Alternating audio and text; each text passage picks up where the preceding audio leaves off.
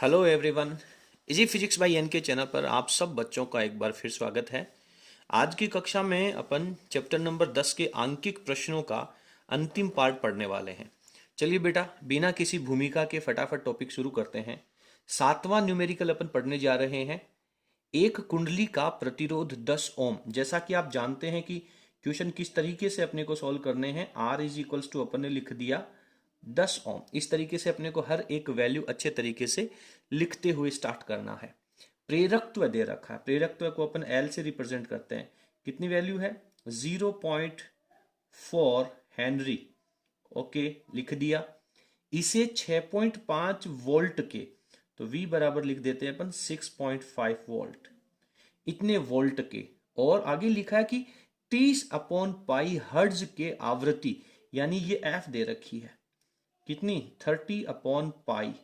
मात्रक लिखना बहुत आवश्यक है। हर्ट्ज के प्रत्यावर्ती धारा स्रोत से जोड़ते हैं। ठीक है साहब, जोड़ दिया।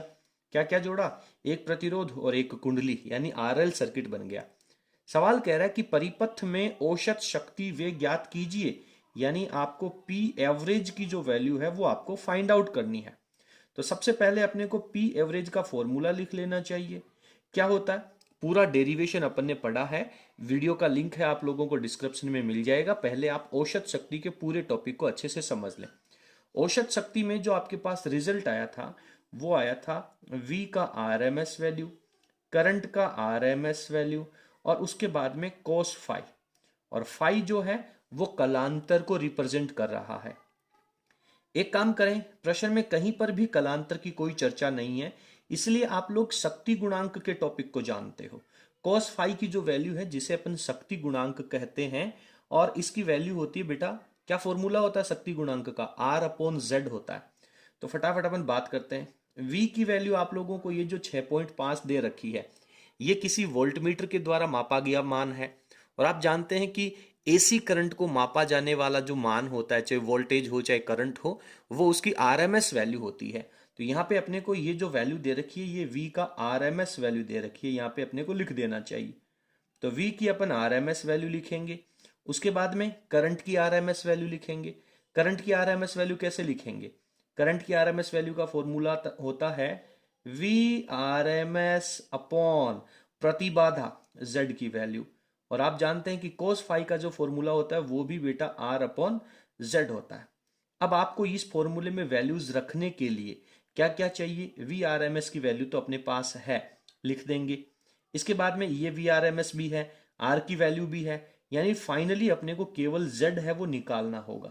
तो यहाँ पे अपन लाइन खींच करके सेपरेट में अपन Z की वैल्यू निकाल लेते हैं। Z का फॉर्मूला क्या होता है सर? R² प्लस XL के स्क्वायर, फिर इनका रूट। ओके, R² कितना दे रखा है? R की वैल्यू कितनी दे रखी है? 10 दे रखी है, तो स्क्वायर कर दिया तो 100 हो गया। XL की वैल्यू क्या होती है सर? XL होता है ओमेगा L का स्क्वायर। ठीक है, फटाफट इसकी वैल्यू भी लिख लीजिए। तो ये मैंने 100 लिख दिया। उसके बाद में ओमेगा होता है 2πf, तो 2 लिखा, पाई लिखा, और एफ की वैल्यू कितनी दे रखी है? फ्रीक्वेंसी कितनी दे रखी है बेटा? 30/पाई दे रखी है। 2πf ओमेगा हो गया।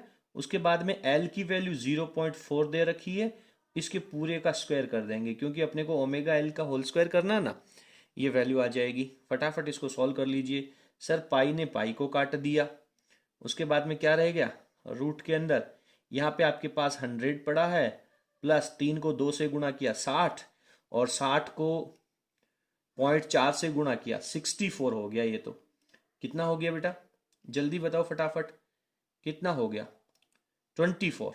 अरे तुम लोगों की कैलकुलेशन गड़बड़ है क्या?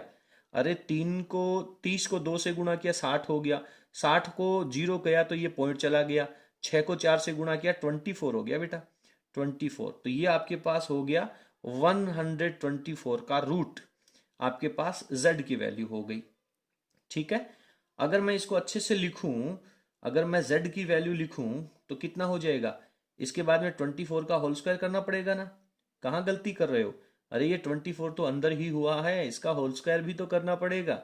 ओके सर, ये हो गया 100, और उसके बाद में 24 कितना होता है? 576। 24 24 576, इसमें से 100 जोड़ दिया तो ये रूट में हो गया 676 और आगे मात्रक लगा दीजिए ओम। तो z की वैल्यू आप लोगों के पास आ गई।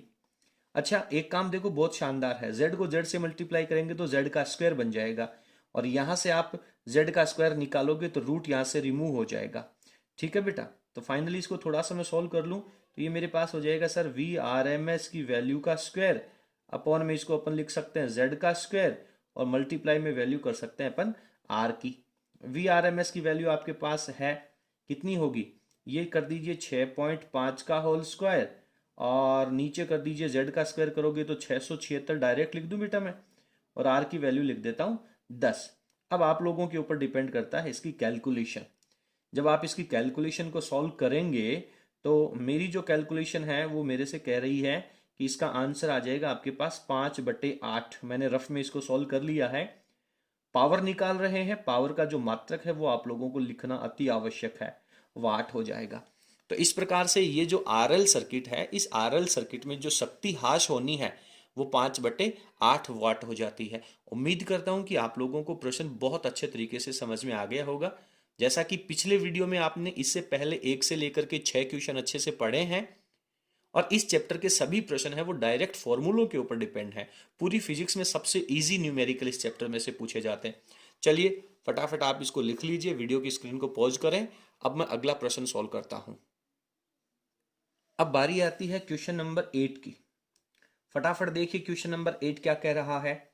एक 60 वोल्ट तथा 10 वाट का बल्ब, यहां पे V कितना लिखा हुआ है, V की वैल्यू लिख देता हूं मैं 60 वोल्ट। ओके, इसके बाद में कह रहा है शक्ति, वाट किसका मात्रक होता है, पावर का, कितना वाट दे रखा है, 10 वाट दे रखा है। ये बल्ब है, ये 100 वोल्ट के प्रत्यावर्ती स्रोत से जुड़ा हुआ है, 100 वोल्ट के प्रत्यावर्ती स्रोत से जुड़ा हुआ है। तो बेटा यहां पे V कौन सा लिखेंगे, ये V जो लिखेंगे वो RMS वैल्यू लिखेंगे। ठीक है, कितने वोल्ट के, 100 वोल्ट के RMS वैल्यू के प्रत्यावर्ती वोल्टता स्रोत से जुड़ा हुआ है। इसके श्रेणी क्रम में एक प्रेरक कुंडली भी जुड़ी हुई है।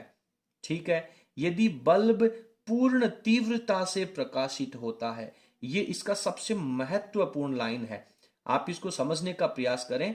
पूर्ण तीव्रता से प्रकाशित होने का मतलब है कि इसमें से पूरा का पूरा करंट है वो फ्लो हो रहा है।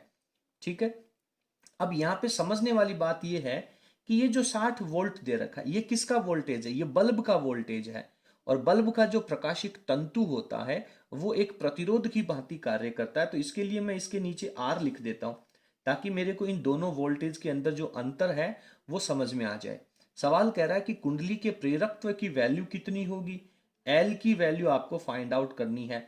सवाल में ब्रैकेट में दे रखा है कि फ्रीक्वेंसी जो है वो आपके पास 60 हर्ट्ज है। इस तरीके से आप लोगों को सारी बातें अच्छे से लिख लेनी चाहिए और L की वैल्यू अपने को फाइंड आउट करनी है। यहां तक आप लोगों को प्रश्न को पहले अच्छे से समझना होगा। यहां पे प्रश्न में जो ये बात कह रहा है कि जो बल्ब है वो पूर्ण तीव्रता से प्रकाशित हो रहा है, इसका मतलब इसमें से जाने वाला करंट कितना हो जाएगा, इस बल्ब में से बहने वाला करंट कितना हो जाएगा। करंट की वैल्यू कैसे निकालें, बल्ब की शक्ति आपको दे रखी है, बल्ब का वोल्टेज आपको दे रखा है, बल्ब में से बहने वाली धारा की वैल्यू कैसे निकालेंगे। करंट में, पावर में, वोल्टेज में कोई ना कोई रिलेशन तो होता है, फाइंड आउट कीजिए।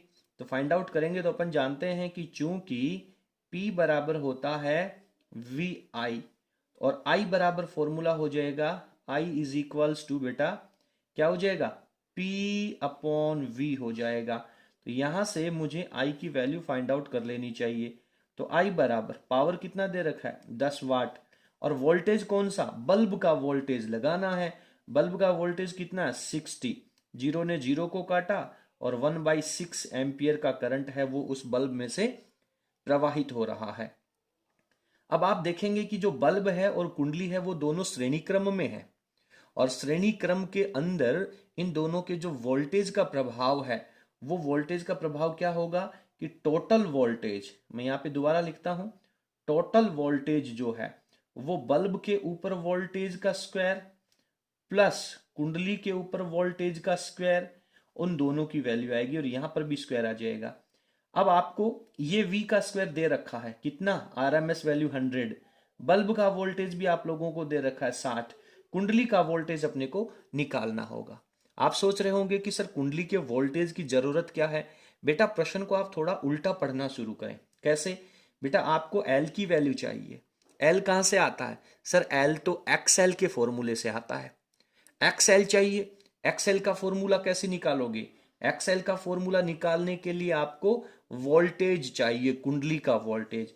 क्योंकि क्योंकि अपन बहुत अच्छे से जानते हैं कि जो वोल्टेज होगा कुंडली का वो होगा V बराबर आई आर। आर का मतलब कुंडली के सिरों पर प्रतिघात, और प्रतिघात को अपन XL कहते हैं। तो यहां से यदि आपको वोल्टेज की वैल्यू पता चल जाएगी, करंट की वैल्यू आपके पास आ गई है, XL को अपन क्या लिख देंगे, फटाफट पता करिए। इस आई को मैं दूसरी तरफ लेके जाता हूं, ये मेरे पास VL अपॉन आई हो जाएगा। ओमेगा की जगह XL की जगह क्या लिखेंगे बेटा, ओमेगा L लिखेंगे, और ओमेगा की जगह क्या लिखेंगे, 2πfL लिखेंगे। और सॉल्व कर लीजिए, इसलिए आपके पास L की वैल्यू क्या आ जाएगी, L की वैल्यू आ जाएगी सर VL अपॉन आई तो पहले से चल रहा है, और ये जो 2πf है वो इसके बटा में और आ जाएगा। तो इस तरीके से अपन इस क्वेश्चन के अंदर L की वैल्यू पता कर पाएंगे। F दे रखा है, I की वैल्यू आ ही गई अपने पास, 2π अपन जानते ही हैं, VL चाहिए, VL आपको यहां से कैलकुलेट करना पड़ेगा। इसलिए पहले पूरे प्रश्न का जो सार है, सारांश है, उसको आप समझिए। तो VL कैसे निकालेंगे बेटा, VL निकालने के लिए सर ये जो VR है इसको आप दूसरी तरफ भेज दीजिए, किस में जाएगा, माइनस में जाएगा, इसका भी स्क्वायर हो जाएगा, और इस तरफ से स्क्वायर जब आप हटाएंगे तो क्या लगेगा बेटा, रूट लग जाएगा। V कितना है, V तो सर 100 दे रखा है, तो 100 का स्क्वायर कर दिया, माइनस VR कितना दे रखा है 60, इसका स्क्वायर कर दिया, दोनों का रूट निकाल लिया। फटाफट करें, कितना हो जाएगा रूट में, जल्दी करें, ये हो जाएगा बेटा 10,000, और ये हो जाएगा 3600। 10,000 में से 3600 निकालोगे तो 6,400 आ जाएगा, और 6,400 का रिजल्ट निकालेंगे तो 80 वोल्ट आ जाएगा। क्लियर है। इस तरीके से कुंडली के सिरों पर जो वोल्टेज आएगा VL की वैल्यू वो आपके पास 80 वोल्ट आ जाएगी। अब वो सारी वैल्यू आप यहाँ पे रख दीजिए, VL की जगह लिख दीजिए 80, हो गया सर। आगे क्या लिखना है देखें, I की वैल्यू रख दीजिए। I कितना आया था, I आया था सर 1/6, 1/6, 1 को नीचे लिख दूं, 6 को ऊपर ले जाऊं, मल्टीप्लाई में चला जाएगा, लिख दीजिए 2 लिख दिया। पाई की वैल्यू, पाई कहीं से कैंसिल तो नहीं हो रहा, बिल्कुल नहीं हो रहा, तो 3.14 रख देंगे, ये 2π की वैल्यू आ गई। अब चाहिए आपको F की वैल्यू, F कितना दे रखा है, 60 दे रखा है, ठीक है। अब ये जो वैल्यूज दे रखी हैं इनको आप बहुत अच्छे से आसानी से सॉल्व कर सकते हैं। 0 से 0 कैंसिल आउट कर दें, 6 से 6 कैंसिल आउट कर दें, 2 का भाग 8 में लगा करके 4 कर दें, तो कुल मिलाकर के ऊपर आपके पास 4 हो जाएगा, और नीचे आपके पास कितनी वैल्यू आ जाएगी, 3.14 आ जाएगी। यहाँ पे लिख लेता हूँ मैं 4 बटा में 3.14। आप देख रहे हैं कि बटा वाली वैल्यू है वो छोटी है, ऊपर 4 बड़ा है, तो रिजल्ट है वो अप्रोक्सीमेट 1 के बराबर आएगा। और मेरी जो कैलकुलेशन कहती है वो 1.273 इसका आंसर आ जाएगा। क्या निकाल रहे थे, एल की वैल्यू निकाल रहे थे, मात्र क्या होगा बेटा, हेनरी होगा। तो इस तरीके से 8वां प्रश्न जो है वो अपना यहाँ पे बहुत अच्छे तरीके से कंप्लीट हो जाता है। सारे के सारे जो प्रश्न है वो बहुत आसान प्रश्न है। उम्मीद करता हूँ कि आपको ये प्रश्न बहुत अच्छे से समझ में आ गया होगा। चलिए अगले प्रश्न पे चलते हैं। प्रश्न संख्या 9 जो है वो आपसे क्या कह रहा है, देखिए प्रश्न कह रहा है कि VRMS बराबर 120 वोल्ट। फटाफट लिख दीजिए VRMS बराबर 120 वोल्ट। Okay sir. फिर कह रहा फ्रीक्वेंसी बराबर 60 हर्ज, ये 60 हर्ज की वोल्टता का प्रत्यावर्ती स्रोत है वो जुड़ा हुआ, किससे जुड़ा हुआ है, एल की वैल्यू आपको दे रखी है 200 मिली हेनरी। फटाफट मिली को हटा दीजिए, क्या हो जाएगा बेटा, मिली की जब वैल्यू हटाएंगे तो यहां लिख लेता हूं मैं 200, मिली का मतलब होता है 10 की पावर -3, और ये बन जाएगा हेनरी, ठीक है। फिर कह रहा है कैपेसिटर, सी की वैल्यू दे रखी है 40 माइक्रोफैरड। माइक्रो हटाओगे तो 40 इंटू 10 की पावर कितना लगेगा, जल्दी बोले। 10 की पावर -6 लगा दीजिए सर, ये फैरड में इसकी वैल्यू आ जाएगी। प्रतिरोध भी जुड़ा हुआ है, आर की वैल्यू कितनी, 20 ओम, 20 ओम का प्रतिरोध जुड़ा हुआ है। ठीक है, श्रेणी परिपथ में जुड़े हुए हैं। एलसीआर श्रेणी परिपथ बहुत अच्छे से अपन लोगों ने तैयार किया है, जिसके वीडियो का लिंक आप लोगों को डिस्क्रिप्शन में मिल जाएगा। पर मैं उम्मीद करता हूं कि आप सब लोगों ने इस टॉपिक को पहले से ही बहुत अच्छे तरीके से पढ़ रखा होगा। निम्न राशियों के मान ज्ञात कीजिए। 4 क्वेश्चन इसमें आप लोगों से पूछे गए हैं। पहला प्रश्न यहां पे कंप्लीट करता हूं मैं। पहला प्रश्न कह रहा है कुल प्रतिघात, क्या निकालना है, केवल प्रतिघात, और वो भी कुल प्रतिघात, यानी कि जो प्रतिघात है उसका रिजल्ट आप लोगों को निकालना है। x की वैल्यू आपको निकालनी है। आप बहुत अच्छे से जानते हैं कि एक x में से दूसरा x घटेगा। अगर कुंडली का प्रतिघात है वो ज्यादा है तो उसमें से धारिता का प्रतिघात निकल जाएगा, और यदि धारिता का प्रतिघात ज्यादा हुआ तो उसमें से कुंडली का जो प्रेरणिक प्रतिघात है वो माइनस कर देंगे। कुल मिलाकर के कुंडली और कैपेसिटर के प्रतिघातों का अंतर जो है वो ही कुल प्रतिघात कहलाता है। अब अपने को सबसे पहले क्या निकालना चाहिए, एक्सएल निकालना चाहिए। एक्सएल क्या होता है सर, ओमेगा एल होता है। ओमेगा क्या होता है बेटा, सर 2 पाई एफ, और इसके साथ में एल लगा दीजिए। वैल्यू निकाल लें फटाफट। 2 लिखा, पाई की वैल्यू कितनी लिख दें बेटा, 3.14 लिख दें। एफ की वैल्यू 60, एल की वैल्यू 200 मिली यानी 10 की पावर -3। फटाफट सॉल्व कर लीजिए इसको, फटाफट सॉल्व करें। एक्सएल की वैल्यू कितनी आएगी, जल्दी बोलें बेटा, कैलकुलेशन कर लें। वीडियो की स्क्रीन को आप कुछ सेकंड के लिए पॉज कर दें और आप अपनी रफ कॉपी में इसकी कैलकुलेशन करके देखें और पता करें कि मेरा जो आंसर आ रहा है क्या उसके साथ आपका आंसर मैच हो रहा है। मेरे पास जो वैल्यू आ रही है इसकी वो आ जाएगी 75.36। मात्रक क्या लगेगा, ओम लगेगा। आप जानते हैं बहुत अच्छे से प्रतिघात का मात्रक ओम होता है। अब क्या निकाल लें, सर एक्स निकाल लीजिए। जब एक्स सी निकालेंगे तो ये वैल्यू होती है 1/ओमेगा सी। क्या होता है बेटा, 1/ओमेगा, ओमेगा होता है सर 2 पाई एफ, सी लिख दीजिए। फटाफट वैल्यू रखें इनकी, इनकी भी वैल्यू रखनी होगी आप लोगों को। मैं यहाँ पे स्किप कर दूं, वैल्यू रख लेंगे आप लोग। 2 लिखेंगे, पाई की वैल्यू 3.14, एफ की वैल्यू 60, कैपेसिटेंस जो है धारिता वो भी दे रखी है। 1 के बटा में लिखना है सब कुछ और फिर इसको सॉल्व कर लेना है। फिर आप वीडियो की स्क्रीन को पॉज करके इसकी कैलकुलेशन सॉल्व करना।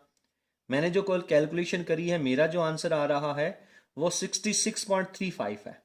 मैंने एक लाइन यहाँ पे स्किप कर दी है, आप लोगों को पूरी लाइन लिखनी है। जब दोनों आंसर जो XL और XC आया और जब मैंने दोनों की तुलना करी तो मुझे पता चला कि बेटा XL है वो ज्यादा है। तो अब आप यहाँ पे इसका फॉर्मूला बहुत अच्छे से लिख सकते हो, XL माइनस XC। देन आप लिख सकते हैं यहां पर, तो X बराबर XL माइनस XC। XL की वैल्यू हो गई 75.36 और इसमें से वैल्यू माइनस हो जाएगी 66.35। आंसर बता दीजिए। अरे माइनस तो कर सकते हो, माइनस कर लीजिए। माइनस हो जाएगा 9.01, मात्रक क्या लगेगा, ओम लगेगा। तो इस तरीके से आप इसका पहला पार्ट जो है वो बहुत अच्छे तरीके से यहाँ पे कंप्लीट कर सकते हैं।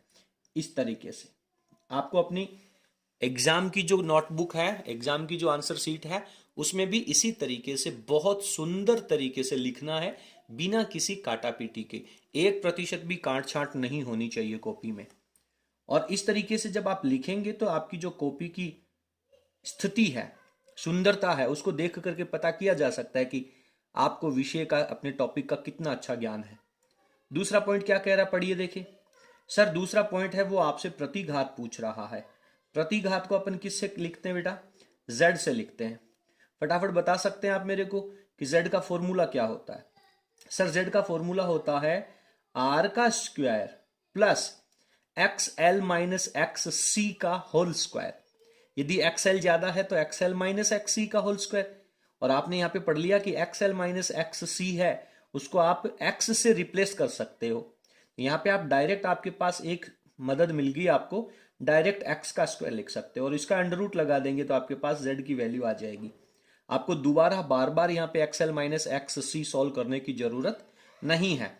फटाफट सॉल्व कर लीजिए। आर की वैल्यू कितनी दे रखी है बेटा? 20, तो यहाँ पे 20 का स्क्वायर प्लस एक्स की वैल्यू कितनी दे रखी है? एक्स की जो वैल्यू है वो आप यहाँ पे देख रहे हैं अप्रोक्सीमेट 9 लिख सकते हैं अपन। 9.01 को आप अप्रोक्सीमेट 9 लिख सकते हैं, तो इसको मैंने 9 का स्क्वायर कर दिया। दोनों को सॉल्व कर लीजिए। दोनों का सॉल्यूशन 20 का स्क्वायर 400 हो जाएगा, 9 का है वो 81 हो जाएगा, तो ये रूट में आपके पास 481 हो जाएगा। और जब 481 का रूट निकालेंगे कितना हो जाएगा बेटा? 481 का रूट लगभग 21 के आसपास चला जाएगा।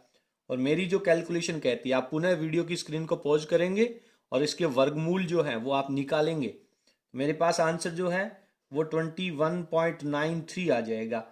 और मात्रक क्या लगा देंगे अपन? प्रतिघात का, प्रतिबाधा है, सॉरी यहाँ पे अपने को क्या लिखना है?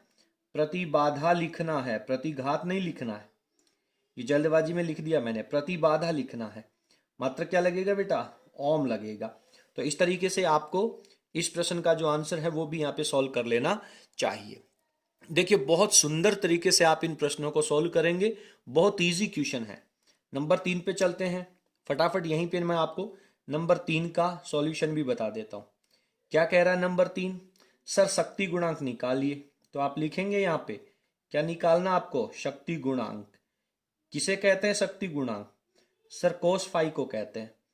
कोस फाई का फॉर्मूला क्या होता है? पढ़ के आए हो आप बेटा? सर आर बाई जेड होता है। फटाफट लिख लीजिए। आर की वैल्यू कितनी है? 20। जेड की वैल्यू आप लोगों ने अभी निकाली है 21.93। भाग लगा दीजिए इसमें। भाग एक बार तो नहीं जाएगा, कम हो जाएगा, आंसर लगभग 0.9 के आसपास आएगा, 0.912। शक्ति गुणांक क्या है? मात्रकहीन राशि है, तो आप लोगों को इसके आगे ब्रैकेट में लिख देना चाहिए। क्या मात्रक होगा इसका? मात्रकहीन हो जाएगा। ठीक है, बहुत अच्छे तरीके से आपको इन प्रश्नों को सॉल्व करना है, बार बार प्रैक्टिस करनी है। मैं सॉल्व कर रहा हूं, आपको ऐसा लग रहा होगा ये तो बहुत आसान है, हम इनको बहुत आसानी से सॉल्व कर सकते हैं। जब किसी युद्ध की जो लड़ाई होती है वीडियो में देखने पर बहुत आनंद देती है, वाह कितनी शानदार लड़ाई हो रही है, लेकिन रियली जब आप उस बैटल फील्ड में होते हैं, उस युद्ध के मैदान में होते हैं, तब आपको पता चलता है कि हालत है वो बहुत पतली हो जाती है। तो ठीक उसी तरीके से आप लोगों को इन प्रश्नों को बहुत अच्छे से बार बार रिवाइज करना है बिना वीडियो की मदद के। एक बार देख लिया ठीक है, अब बार बार इसको देखने की आवश्यकता नहीं है। चलिए फटाफट अगले पॉइंट पे चलते हैं बेटा। अगला पॉइंट आपको इस प्रश्न में क्या पूछ रहा है? चौथा पॉइंट औसत शक्ति पूछ रहा है। क्या पूछ रहा है बेटा? औसत शक्ति। आप लोगों ने औसत शक्ति का टॉपिक भी बहुत अच्छे से पढ़ा है। पी एवरेज क्या होता है?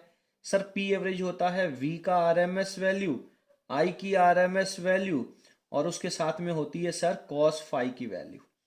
चलिए आई की वैल्यू दे रखी है क्या? सर आई की वैल्यू तो हमें नहीं दे रखी। वी की वैल्यू, हाँ सर वी की वैल्यू तो दे रखी है। आप इसको लिख सकते हैं वी की आरएमएस वैल्यू। आई की आरएमएस वैल्यू की जगह क्या लिखेंगे? इसको भी आप वी आरएमएस अपॉन जेड लिखेंगे और साथ में क्या लिख देंगे? कॉस फाई लिख देंगे। ठीक है, अब यहां पर मैं थोड़ा सा कागज को ऊपर की तरफ स्किप करता हूं, मेरे पास थोड़ा सा स्पेस यहाँ पे कम है। चलिए सॉल्व कीजिए। वी आर एम एस की वैल्यू कितनी दे रखी है? सर 120 दे रखी है, ये 120 लिखा। आगे फिर आपको वी आर एम एस है, अगेन 120 लिख दीजिए। बटा में जेड है, जेड की वैल्यू आपने यहाँ पे लिखी हुई है, कितनी आई थी? 21.93। और आगे किसकी वैल्यू चाहिए? Cos phi. कोस फाई भी आप कैलकुलेट कर चुके हो, कितना? 0.912। अब आप इसकी कैलकुलेशन को आप पुनः एक बार वीडियो की स्क्रीन को पॉज करेंगे और अपने जो नोट्स हैं वो अच्छे तरीके से आप लोग लिखेंगे, तो इसका जो आंसर है वो आप लोगों को क्या मिलेगा? मेरी कैलकुलेशन कहती है कि 598 पॉइंट कुछ वैल्यू आएगी। कितनी आएगी? 85। निकाल क्या रहे हो? औसत शक्ति। औसत शक्ति का मात्रक क्या लग जाएगा बेटा? वाट लग जाएगा। तो इस तरीके से आपको इस हर एक पार्ट को बहुत अच्छे तरीके से सोल्व करना है। सबसे खास बात यह है कि यदि आपका पहला पार्ट यदि गलत हो जाता है फर्स्ट पार्ट में यदि आप गलती कर देते हैं तो दूसरा पार्ट निसंदेह है 100% गलत होगा। दूसरा पार्ट गलत होता है तो तीसरा गलत होगा, और तीसरा गलत होता है तो चौथा पार्ट भी गलत होगा। इसलिए हर एक पार्ट को बहुत गंभीरता से लेते हुए आपको इन प्रश्नों को सॉल्व करना चाहिए। चलिए, उम्मीद करता हूं कि आपको यह प्रश्न बहुत अच्छे से समझ में आया होगा। अगले क्वेश्चन पे चलते हैं। अगला प्रश्न संख्या है अपना 10। पढ़िए बेटा बहुत अच्छे तरीके से, आसान प्रश्न है। एक प्रेरकत्व संधारित्र और प्रतिरोध श्रेणी क्रम में जुड़े हैं, यानी श्रेणी एलसीआर परिपथ है। एल की वैल्यू आप लोगों को यहां पे दे रखी है। एल की वैल्यू कितनी दे रखी है? 0.1 हेनरी दे रखी है, लिख दीजिए। सी की वैल्यू कितनी दे रखी है? सी की वैल्यू दे रखी है सर 20 माइक्रोफैरड। इसको अपन 20 माइक्रोफैरड लिखेंगे। माइक्रो को आप हटाएंगे तो 10 की पावर यहाँ पे -6 लिखेंगे और मात्रक फैरड लगा देंगे, ठीक है। और अब इसमें अपने को एक आगे और वैल्यू दे रखी है, प्रतिरोध की वैल्यू। आर बराबर कितना दे रखा है? 10 ओम दे रखा है, ठीक है साहब। एल, सी और आर तीनों की वैल्यू दे दी। अब प्रश्न को सुनिए। हो तो किस आवृत्ति पर एफ की वैल्यू आप लोगों से फाइंड आउट की गई है, पूछी गई है। किस आवृत्ति पर परिपथ अनुनादित होगा, यानी अनुनादी आवृत्ति की स्थिति आ जाएगी। आवृत्ति की वैल्यू आप लोगों को निकालनी है। कौन सी आवृत्ति? अनुनादी आवृत्ति की वैल्यू निकालनी है। फटाफट बताइए बेटा, अनुनादी आवृत्ति का फॉर्मूला क्या होता है? अनुनादी आवृत्ति का फॉर्मूला होता है 1/2π√LC। अब आप सोचेंगे कि सर इसमें तो आर कहीं आया ही नहीं, यहाँ पे आर की वैल्यू दे रखी है। जरूरी थोड़ी है बेटा जो चीजें दे रखी है वो सारी की सारी काम में ली जाए। ऐसे तो पेपर भी 56 नंबर का होता है, क्या सबके 56 नंबर आ जाते हैं क्या? ठीक है, चलिए फटाफट सोल्व कर लीजिए। 1 वैल्यू लिखें 2, पाई की वैल्यू कितनी लिखें? 3.14, रूट लगा दीजिए। एल की वैल्यू कितनी दे रखी है? 0.1। सी की वैल्यू कितनी दे रखी है? 20 इंटू 10 की पावर -6। पहले आप उस रूट को सॉल्व करेंगे, उसके बाद में इस संख्या के साथ इसे मल्टीप्लाई करेंगे और मल्टीप्लाई करने के बाद इसे 1 से डिवाइड करेंगे। यहाँ पे जो मेरे पास वैल्यू आ जाती है ये हो जाएगी 6.28, और रूट के अंदर जो वैल्यू आ जाएगी इसको आप मल्टीप्लाई करेंगे तो ये 2 हो गया और ये 10 की पावर -6 हो गया। अगेन सॉल्व कर लें बेटा, इसको आप लिख दीजिए 6.28। इसको आप √2 निकालेंगे बाहर, √2 हो जाएगा। 10 की पावर -3 बाहर आएगा, ऊपर जाएगा तो वो 10 की पावर +3 बन जाएगा। सॉल्व कर लीजिए सर। 10 की पावर 3 को 1000 लिख दें, इसको 6.28 लिख दें। √2 का मान कितना होता है? 1.414। बात समझ में आ रही है? अब आप 1000 में पहले इन दोनों संख्याओं को मल्टीप्लाई करेंगे, फिर इससे डिवाइड करेंगे। जब आप लोग डिवाइड करेंगे तो आपके पास इसकी जो वैल्यू है वो आएगी 112.5 के अप्रोक्सीमेट आ जाएगी। क्या निकाल रहे थे? अनुनादी आवृत्ति। मात्रक क्या लगेगा बेटा? हर्ट्ज लग जाएगा। तो इस तरीके से इस 10वें प्रश्न को आपको बहुत आसान रूप से तैयार करना है। उम्मीद करता हूं कि प्रश्न आपको बहुत अच्छे से समझ में आ गया होगा। चलिए अगले प्रश्न पे चलते हैं। क्या कह रहा है 11वां प्रश्न? पढ़ने का प्रयास कीजिए। एलसीआर परिपथ में 10 मिली हेनरी का प्रेरकत्व है। एल की वैल्यू दे रखी है, कितनी दे रखी है बेटा? 10 मिली हेनरी। हटा दीजिए मिली को, तो 10 लगा दिया, मिली की जगह 10 की पावर -3 और आगे हेनरी लग जाएगा। ठीक है साहब, हो गया इसका काम। हेनरी तो हमने बहुत अच्छे से लिख दिया। आगे कह रहा है कि 3 ओम का प्रतिरोध है, तो आर की वैल्यू लिख दीजिए। कितना ओम है? 3 ओम की वैल्यू दे रखी है। फिर कह रहा है 1 माइक्रोफैरड का एक कैपेसिटर है, सी की वैल्यू लिख दीजिए। माइक्रो लिख दूं डायरेक्ट, 10 की पावर -6 फैरड लिख देता हूं क्योंकि मल्टीप्लाई में 1 है। श्रेणी क्रम में है। V का जो मान है वो आपको दे रखा, V = 15 cos ω/t और आगे लिखा हुआ है वोल्ट। वोल्ट की वैल्यू आप लोगों को दे रखी है। V की वैल्यू यहां पे इक्वेशन के फॉर्मेट में दे रखी है। स्रोत से जुड़े हैं। अनुनादी आवृत्ति से 10% कम आवृत्ति पर, अनुनादी आवृत्ति से 10% कम आवृत्ति पर धारा का शिखर मान क्या होगा। तो सबसे पहले अपने को इसमें अनुनादी आवृत्ति जो है वो पता होनी चाहिए। अनुनादी आवृत्ति अपने को कैलकुलेट करनी है। फिर फ्रीक्वेंसी लेनी है। कितनी लेनी है? अनुनादी आवृत्ति से 10% कम, यानी यदि अनुनादी आवृत्ति 100 हर्ट्ज होती तो 10% कम का मतलब कितना हो गया? चाहे 10% कम कह दो या फिर अनुनादी आवृत्ति का 90% कह दो। तो यहाँ पे अनुनादी आवृत्ति को अपन 90/100 से मल्टीप्लाई करेंगे तो आपके पास आवृत्ति आ जाएगी, और इस आवृत्ति पर परिपथ में धारा का शिखर मान यानी आई नॉट की वैल्यू आपसे पूछी गई है। इस केस के अंदर आई नॉट की वैल्यू कितनी होगी? बहुत इंटरेस्टिंग प्रश्न है। बताइए बेटा, इस आई नॉट की वैल्यू कैसे निकालेंगे? सोचिए, पहले एक रणनीति तैयार कीजिए कि इस वैल्यू तक आप कैसे पहुंचेंगे। सर आई नॉट की जो वैल्यू है, देखिए मैं यहां से शुरू करता हूं कि आई नॉट की जो वैल्यू होती है सर, उसमें अपने को लिखना होता है वी नॉट की वैल्यू और अपॉन में परिपथ की प्रतिबाधा।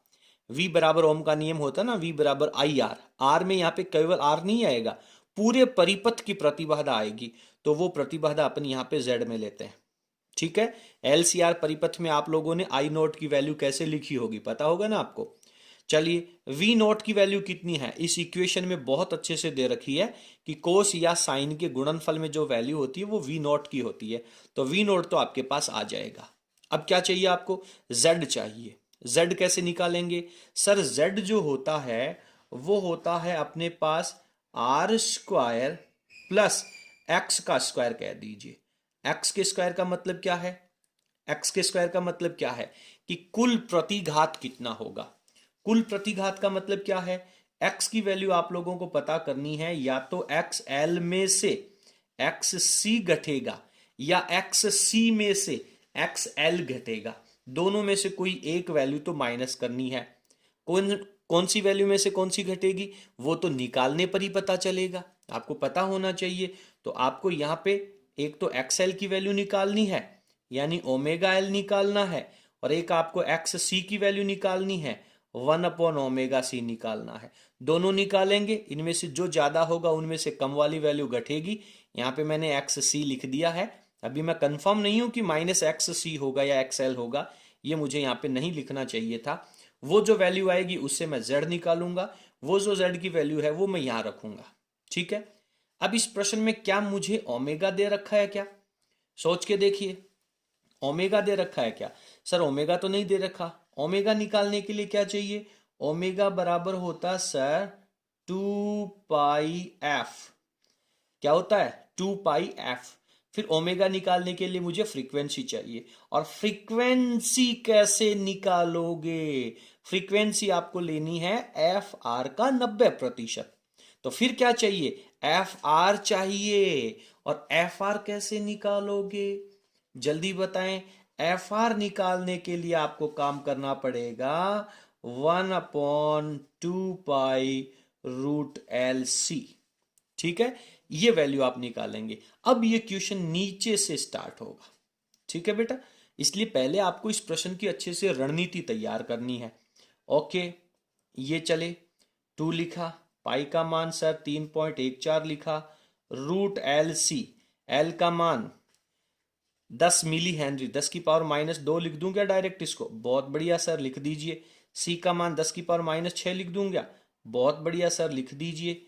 ये 10⁻⁻6, 10⁻2, 10⁻8, वर्गमूल करेंगे तो 10⁻4, वो चला जाएगा ऊपर, तो ये आपके पास हो जाएगा 10⁻4 यानी 10,000। फिर 2 से गुणा कर लो, 8 2.6। अब आप इससे डिवाइड कर दो। 10,000 को जब आप इससे डिवाइड करोगे तो आपके पास जो वैल्यू आएगी वो आएगी आपके पास 1592.35 हर्ट्ज। ये आपके पास एफ आर की वैल्यू आएगी। किसकी वैल्यू आएगी? अनुनादी आवृत्ति की वैल्यू आएगी। फिर अनुनादी आवृत्ति का 90% हिस्सा आपको लेकर के एफ निकालना है। चलिए मैं इसको नीचे सॉल्व कर लेता हूं। तो एफ कैसे निकालूंगा? आपको ये पोर्शन ऐसे सोल्व करना है। अब ये पता कैसे चलेगा कि मुझे एफ आर निकालना है पहले? इसलिए प्रश्न को आपको उल्टा शुरू करना है, इसलिए आपको इस प्रश्न को बार बार अभ्यास करना है। एफ निकालिए। कैसे निकालेंगे बेटा एफ की वैल्यू? सर एफ आर की वैल्यू लिख लेता हूं मैं यहां पर, ये 1592.35, इसका 90% हिस्सा 9/100।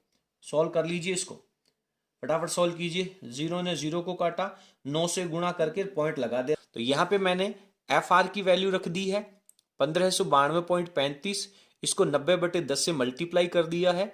जीरो से जीरो यहाँ पे कैंसिल आउट हो जाएगा, और इसकी जो वैल्यू है सॉल्व करके बताएं, देखें कितनी आ जाएगी अप्रोक्सीमेट।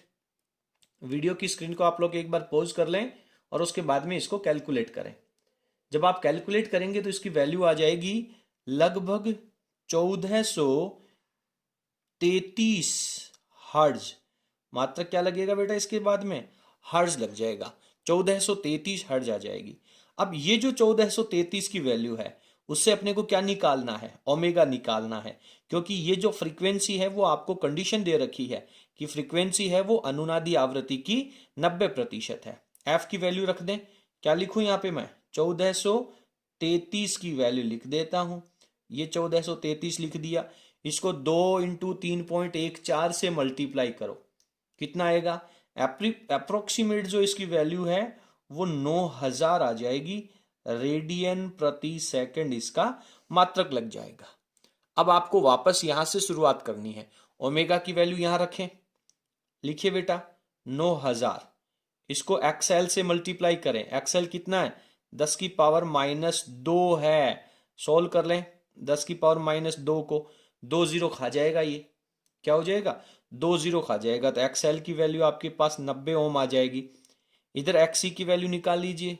तो 1/ओमेगा का मान आपके पास 9000, एक्ससी कितना? 10⁻6, ऊपर जाएगा तो ये बन जाएगा 10⁻+6। 10⁻+6 में से 3 जीरो कटेगा, ये बचेगा आपके पास 1000 बटा में आ जाएगा 9, और 1000 में जब आप 9 का भाग लगाएंगे तो अप्रोक्सीमेट वैल्यू 111 ओम आ जाएगी। तो इन दोनों वैल्यूज की जब आप तुलना करेंगे तो आपको पता चलेगा कि सर एक्स सी ज्यादा है, एक्स एल कम है। तो एक्स सी में से एक्स एल की जो वैल्यू है वो आप माइनस कर देंगे। एक्स सी कितना? 111, एक्स एल कितना? 90। माइनस करो बेटा, माइनस करो रे, कितना बचेगा? 21 ओम बचेगा। ये 21 ओम आपके पास एक्स की वैल्यू आ जाएगी। ये एक्स की वैल्यू आप यहां रख दें, रूट लगा दें। आर की वैल्यू कितनी है? 3 का स्क्वायर 9 कर दूं। फिर 21 की वैल्यू, 21 की वैल्यू कितनी होती है?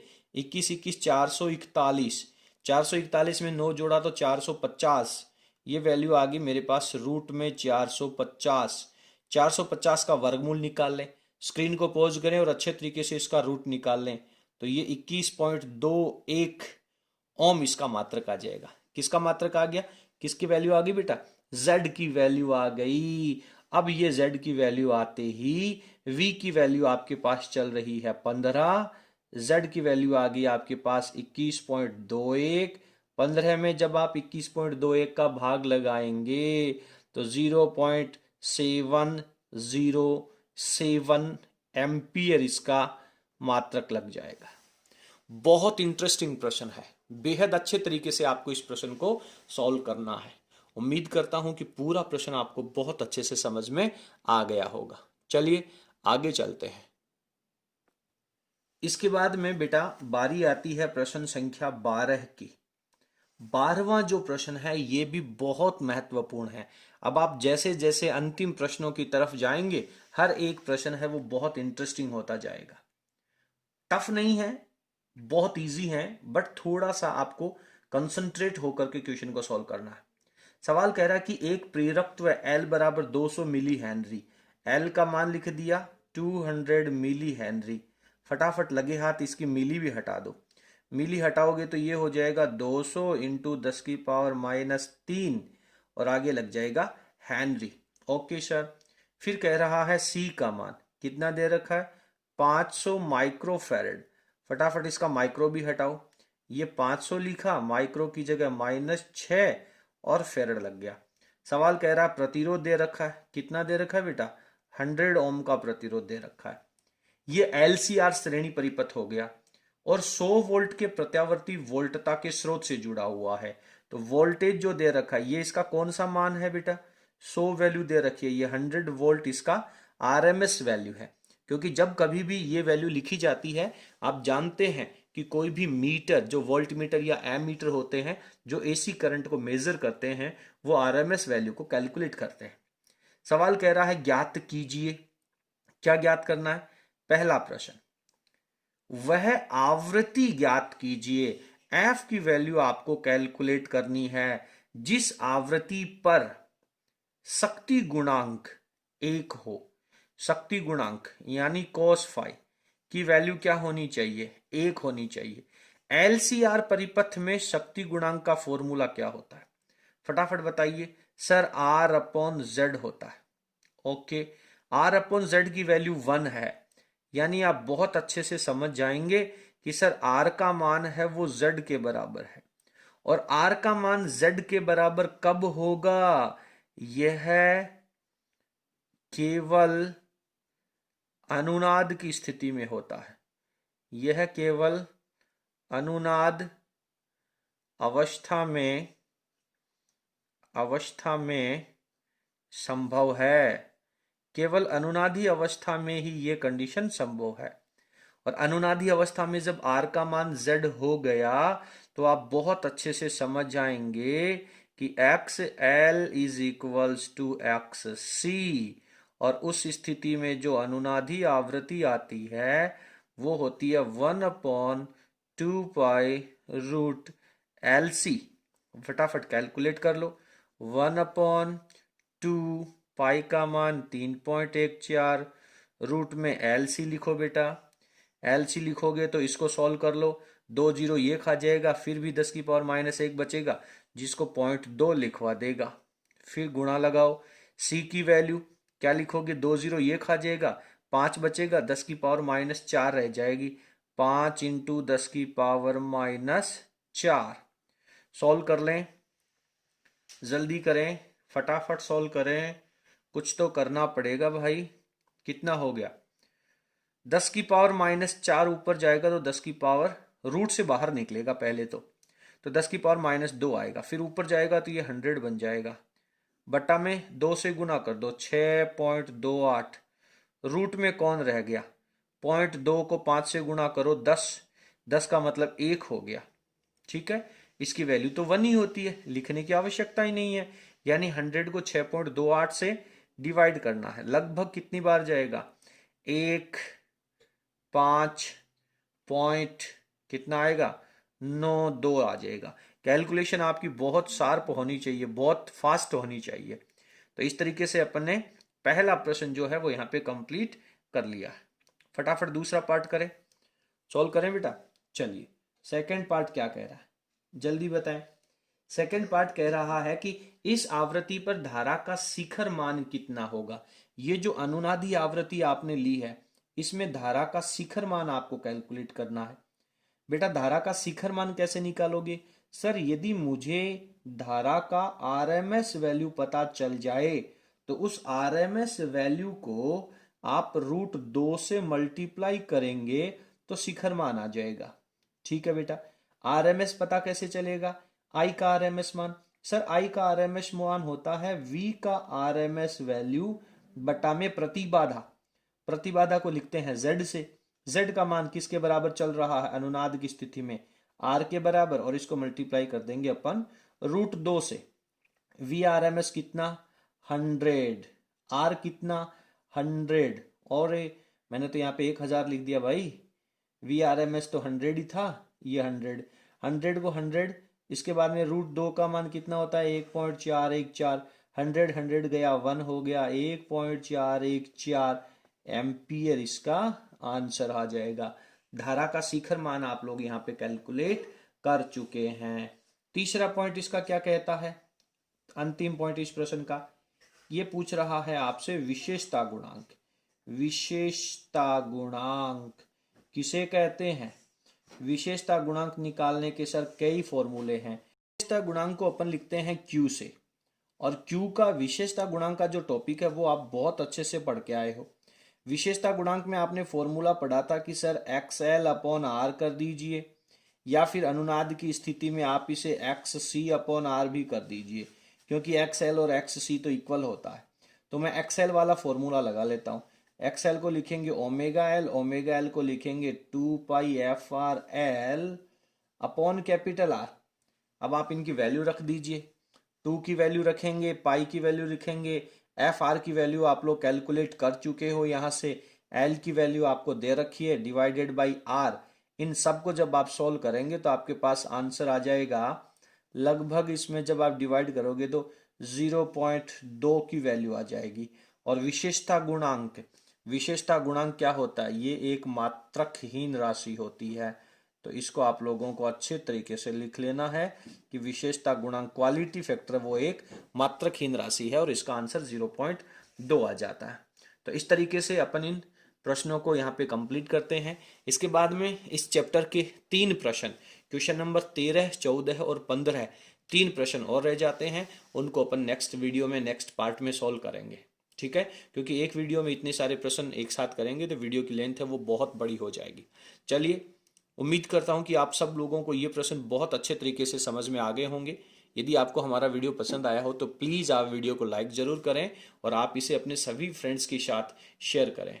अब जल्दी ही आप लोगों को जो प्रैक्टिकल्स हैं उनसे रिलेटेड जो प्रैक्टिकल फाइल है वो भी जल्दी ही वीडियोज़ के द्वारा आप लोगों को प्रोवाइड करवा दी जाएगी। चलिए, बहुत बहुत धन्यवाद। Thank you.